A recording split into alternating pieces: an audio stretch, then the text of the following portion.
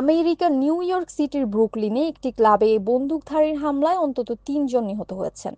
আহত হয়েছেন অন্তত ৮ জন। স্থানীয় সময় গতকাল রোববার দিবাগত রাত ৩:৩০টার দিকে ক্রাউন হাইটস এলাকায় test of the city lounge নামের ক্লাবে এই ঘটনা ঘটে। নিউ ইয়র্ক পুলিশের কমিশনার জেসিকা টিস জানিয়েছেন, তদন্তকারীদের ধারণা এক বা একাধিক হামলাকারী স্থানীয় সময় রবিবার মধ্যরাত ৩:৩০টার কিছু আগে একাধিক অস্ত্র দিয়ে গুলি চালিয়েছে। ক্রাউন হাইটস এলাকায় test of the city lounge নামের ক্লাবে বিরোধের জেরে হামলাটি চালানো হয়। কমিশনার টিস সংবাদ সম্মেলনে বলেন, এটি নিউ ইয়র্ক শহরে ঘটে যাওয়া এক ভয়াবহ গুলিবর্ষণ।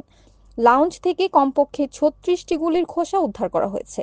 এছাড়া নিকটবর্তী এক সড়ক থেকে একটি আগ্নেয়াস্ত্রও পাওয়া গেছে। গুলিবর্ষণে আহতদের হাসপাতালে ভর্তি করা হয়েছে, তবে তাদের কারো অবস্থা গুরুতর নয় বলে জানিয়েছেন টিস।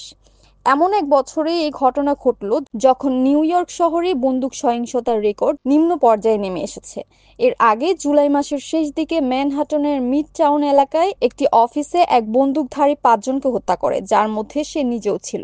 নিউ ইয়র্কের মেয়র এরিক অ্যাডামসের ভাষ্য অনুযায়ী ওই ব্যক্তি ন্যাশনাল ফুটবল লিগের সদর দপ্তর খুঁজছিল, যাদের সে নিজের মস্তিষ্কের আঘাতের জন্য দায়ী করেছিল। সাফিনা বিনতে Nasir, NAN TV, news desk.